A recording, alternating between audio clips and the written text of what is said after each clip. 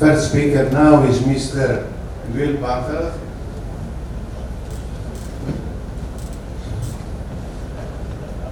He's a well-known engineer. He's professor of architectural engineering at Pennsylvania State University, University Park, USA. He holds PhD in mechanical engineering from the University of Illinois and is a registered professional engineer. He is a fellow ASHRAE, ASME, and FISIAQ. He served as president of ASHRAE in 2014 and currently chairs SSPC 241, control of infectious aerosols. Mr. Bahnfleth, we are ready to hear you.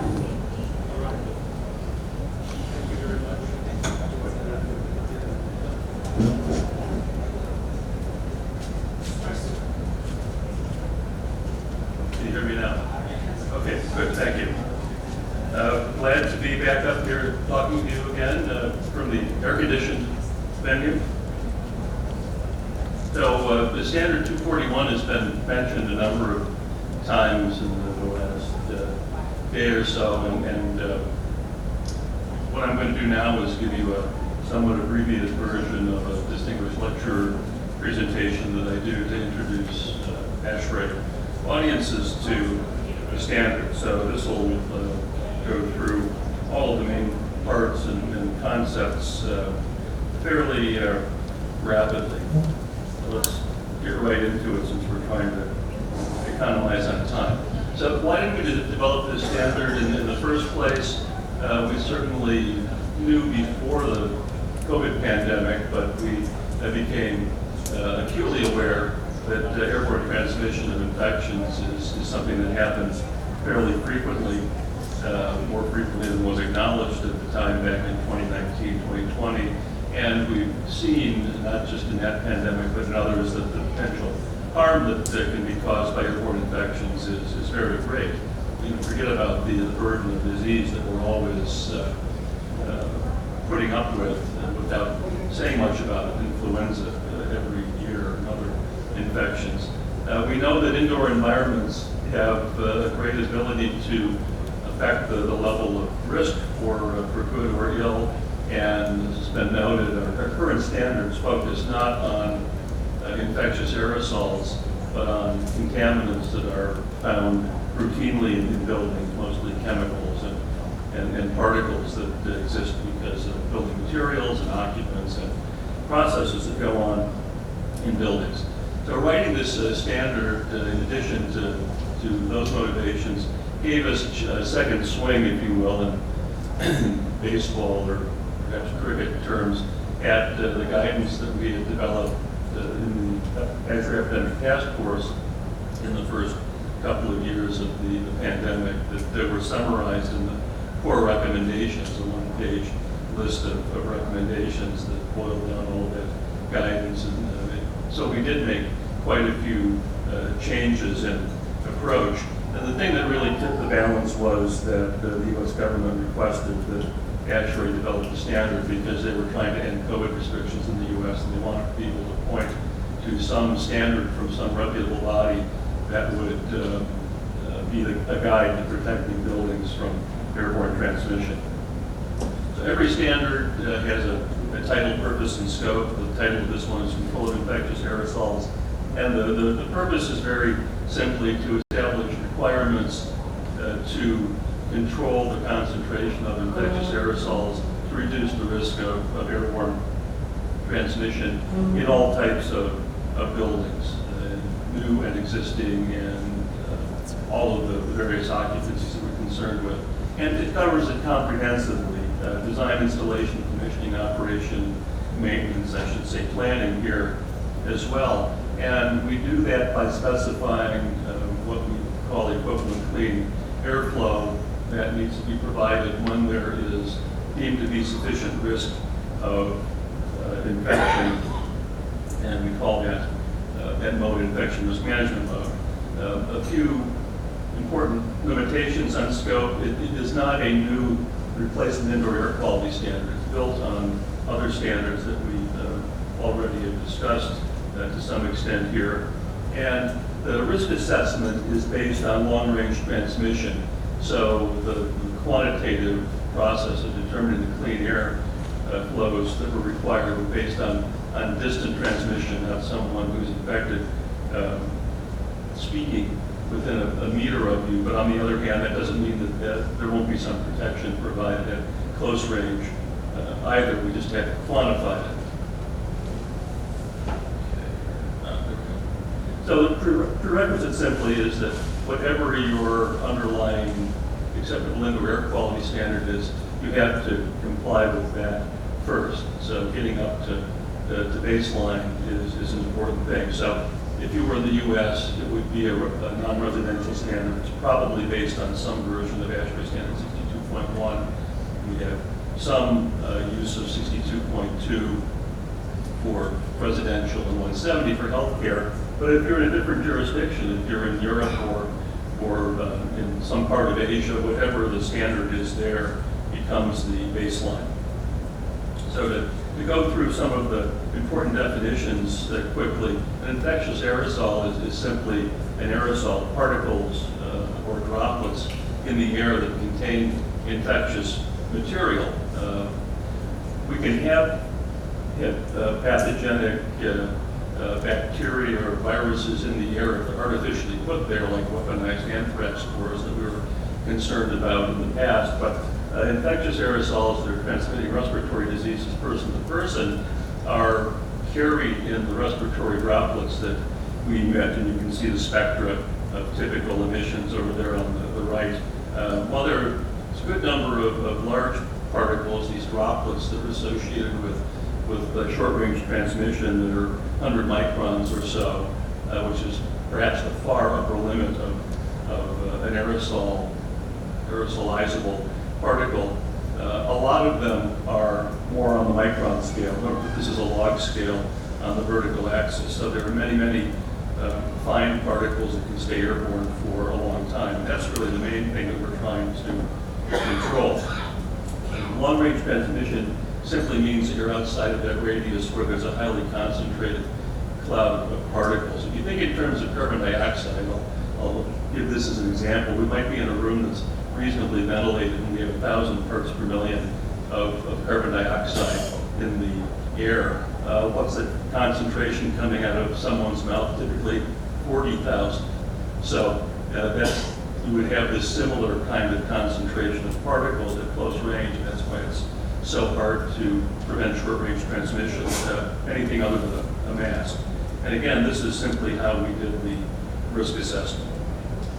The term air cleaning is used a lot in this standard. It goes along with using equivalent clean air as the basis. What we're trying to do is maybe not to promote or encourage, but to enable the use of air cleaning technologies as alternatives to ventilation, because that provides what many would see as a good alternative to increasing outdoor air, which carries with it a lot of issues, not the least of them being the energy cost of conditioning outdoor air to indoor conditions. So any technology that reduces the concentration of indoor infectious aerosol can be used. It includes mechanical filters, and we say mechanical, but we're including electrostatically charged or electret filter media, technologies like germicidal ultraviolet that don't remove particles but that inactivate pathogens and reactive species air cleaners. So I think we mentioned ionizers and photocatalytic oxidation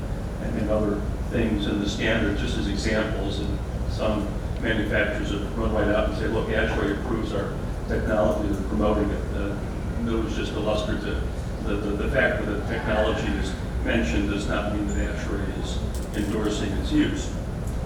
Infection risk management mode is simply when you use the requirements that are specified in this standard. We envision that there would be a decision-making process where you would have an expert, like a public health official, that might issue either a recommendation or a directive that buildings go into a more protective mode, but this could also be the owner of the building and it could be the occupant, because this standard covers residential buildings as well. Why not do it all the time? Well, there are some who are perhaps rightly concerned that there would be an energy impact or an operating cost impact if there are consumable or degradable components that are in whatever technology you're using, and so it becomes kind of an economic issue. But I can tell you from having traveled around and talked a lot about the standard, there are a lot of people out there who would just like to have 241 in place all the time because they believe that there's a sufficient burden of infectious disease risk all of the time to justify it. And I'm not going to try to answer that question here, but that it could be anything from perhaps just a few weeks or months a year, like flu season, to all the time, and certainly when there's a novel pathogen in circulation like SARS-CoV-2. So this is an aspect of resilience and indoor air quality that I think is needed.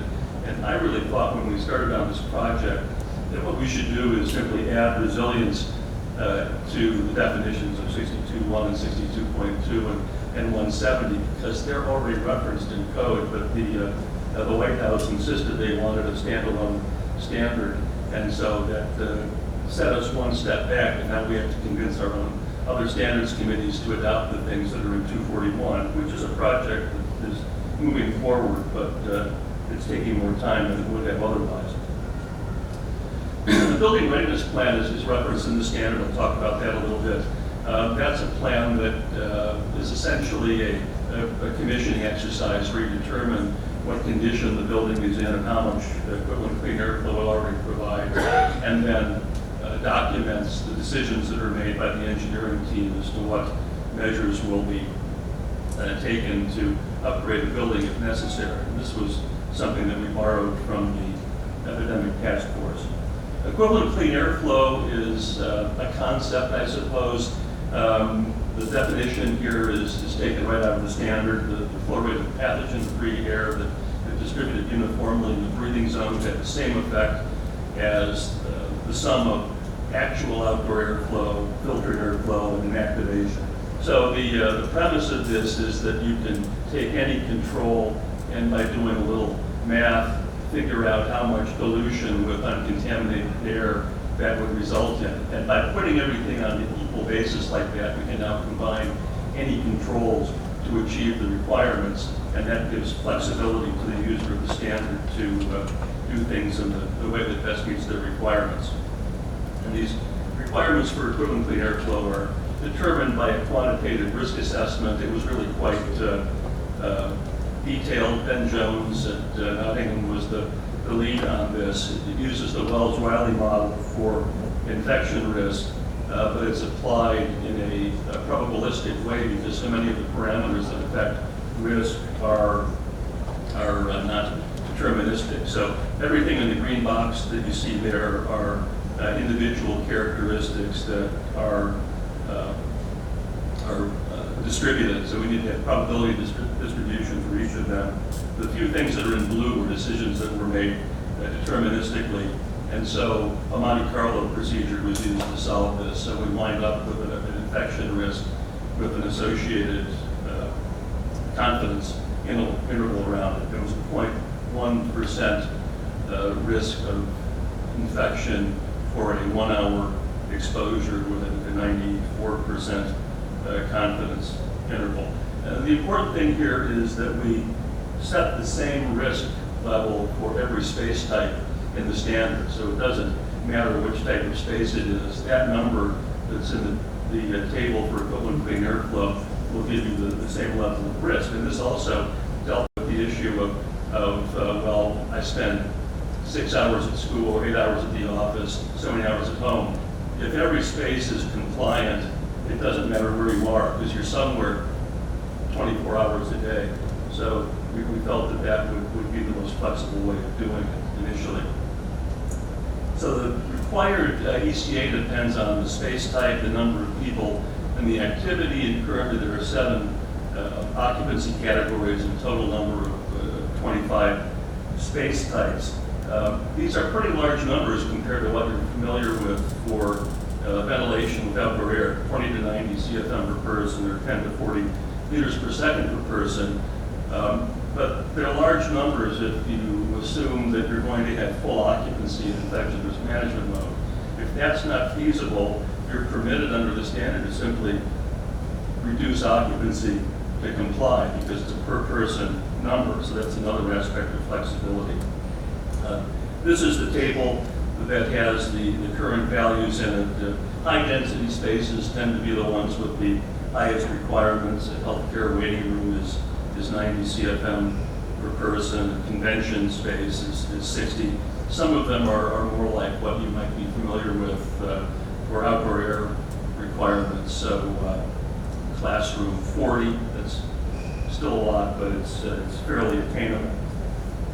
So you can meet the requirement with a lot of different technologies located in different places. You can upgrade central filtration and air handling units.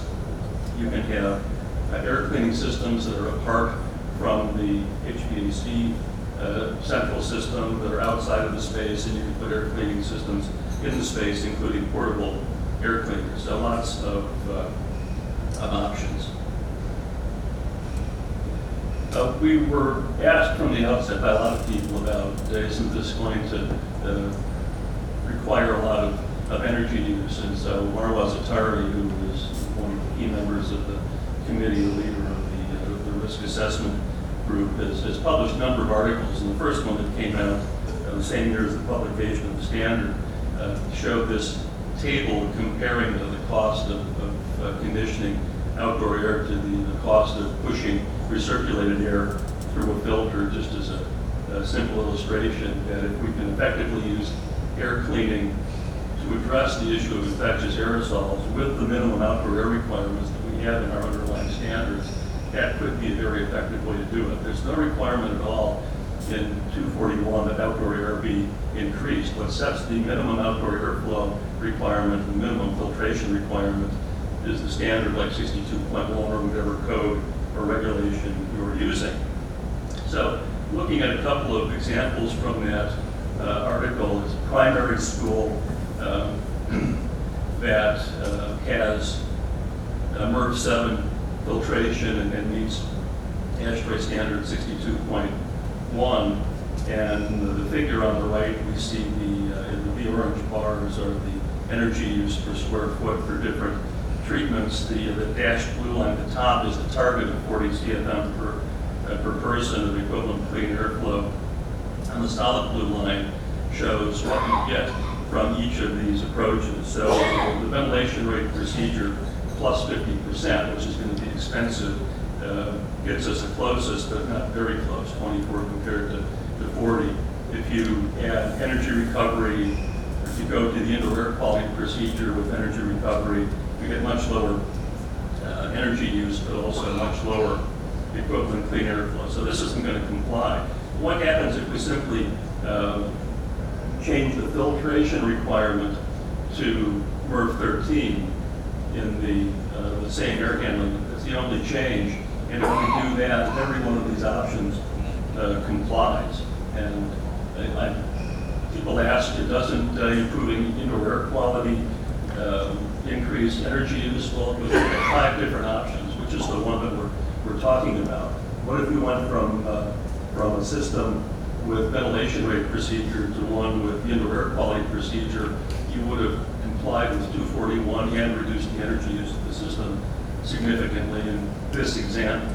So I think that's a constraint that we can deal with. Air distribution and natural ventilation are 2 important aspects of the standard, but because of the time frame in which we turned it out, we didn't do much with them. There's kind of a stub section there for air distribution with a lot of unanswered research questions. And natural ventilation we mostly copied from standard 62.1, but that's really critical because there's so many parts of the world where natural ventilation is the predominant mode of ventilation, so we continue to work on that in the further development of the standard. Something that most are probably aware of if they were actively engaged in the COVID response was that we found out early on, somewhat to our dismay, that we had lousy standards and lousy body of knowledge around air cleaning. We thought we knew something about it, but it turned out to be really hard to make statements about what air cleaning technologies are acceptable and which ones are safe, and we've tried to address that through this standard. The question during the epidemic task force days was always, well, can I use this technology or not? Is it safe or not? And well, I don't know if I'd answer that, but I don't really want to be sued, or have ASHRAE be sued. And there were lawsuits over answering questions like that. So when we wrote this standard, we decided that the best way to do it was to not address specific technologies at all, but to write requirements for performance testing and for safety testing. And you can bring whatever you want to the party. If you pass the safety test and if you have tested for performance, you can use that technology to comply at the level of performance that was demonstrated by testing. So I think we've made some great steps forward here, and by pointing out how important this was during the epidemic task force days, I think we stimulated some good development in improved standards, and also a lot of research on the safety of air cleaners that is helpful as we go forward. There's one technology that we can deal with prescriptively, which is mechanical filters, because we know so much about them. We have a lot of data on infectious aerosol size distributions, and we have particle size differentiated efficiency data. And so we came up with prescriptive weighted efficiencies for filters from MERV 11 up to HEPA. MERV 11 was the lowest efficiency filter that we decided we would permit prescriptively in the first version. I should say that as we go forward, we're probably going to be more generous and go down to MERV 8 in the next version, because so many HVAC systems have MERV 8 filters because they were complying with standard 62.1. For other air cleaners, the main way of determining the performance is with the chamber effectiveness testing. So when they use upper room germicidal ultraviolet, or an in-room air cleaner, you really need to do a test to determine how it performs. You have to run two tests. You run one with the technology off, and you look at the decay rate of the test by aerosol, and then you turn the technology on. You do it again, and you take the difference between the slopes of the decay curves, and that gives you the equivalent air change rate of the technology, which with the size of the chamber you convert into a clean airflow rate. I should say that we really trust this test methodology. We've been talking about it for years. And so we discovered there are actually some issues with it as well. Safety testing requirements are currently fairly limited. Formaldehyde, ozone, and particulate matter are two of the things that we're concerned about, three of the things, and we have requirements for those. Ultraviolet radiation data has to be provided, but it's informative for UV and some other things. This is developing. There's a new ASTM standard for testing byproduct production of air cleaners that we're going to reference. Assessment, planning, and implementation really means applying commissioning practices to specifically the risk mitigation part of the project, and this requires auditing all of the mechanical equipment and then determining what the delivery equivalent clean airflow is at the current time and how much that differs from what is required by the requirements in Section 5 that I showed you very briefly. So that's really the gist of it. And there's an equivalent clean airflow calculator that helps you do that. It's a spreadsheet that you can put data into to get the ECAI that results from different treatments. These are the things that you would expect to need to look at an existing building assessment. I won't read through them because we're short on time here. I've got a few slides left. So you determine the VECAI target, that's the total for a system, and then you subtract the existing value that you determine to get the amount that you have to provide above that, and then you determine how you're going to do it and implement it. If it's a new building, then we just start with the requirement and select systems to meet it. This is a snapshot of what that spreadsheet looks like. So we've got a lot of data input on in the column on the left, and you can put in different combinations of treatments. And at the bottom, you'll see that it shows the equivalent clean airflow per person that's provided by that option, and whether it passes or fails for the type of space that you're analyzing. There is an operation section. I think that really falls into two categories. One is preparation, that you have to have the building readiness plan complete and up to date on site. You have to have supplies stock that you would use to respond. Operators need to be trained. Occupants need to be communicated with to the extent that they're involved. All the operating modes need to be tested. During IRMM, the main things that I would note are that we don't change temperature or humidity set points. There's no reason to disrupt them. Operating schedules of IRMM, we should have the mitigation measures online all of the time, and you can't currently have on-off control of HVAC fans, but that's a practical issue we're trying to address as well, because a lot of systems do that. For maintenance, I would say that we build mainly on the... We're running out of time. Yep, almost there. So the 2 slides actually, if you can bear with me. So maintenance items were mainly from standard 62.1. The main thing that we changed there was to add a couple of things related to air cleaners and to increase the frequency of a couple of these measures. So here's the whole standard in a nutshell. You assess the facility to determine its current condition and ability to respond. You determine the target, the equivalent clean airflow that you need, and then from that comparison, get the amount you have to provide that's additional. Then you do some good engineering to come up with solutions and put all that into your building readiness plan. You make repairs, you implement, and maintain the systems as you've done that. And that is really all there is to it. And I could say a lot more, of course. There's a 3-hour course on this if you'd like to hear more, but I will stop there. Thank you.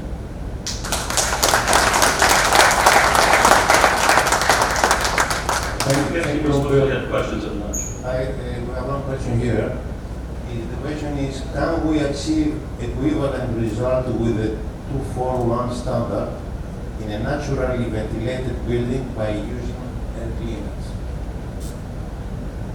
Yeah, that's an interesting question, and that's why it's difficult, because natural ventilation, the amount varies. I think if you were being conservative, you would probably do an engineered design and figure out what the minimum was that you could rely on and build on top of that. The other approach is to put in air cleaners that would by themselves be sufficient to cover most of the requirement. And it's kind of an unanswerable question, given that it just depends on the way the wind is blowing, so to speak. Okay, Yeah, thank you very much. Let's fill the slide now.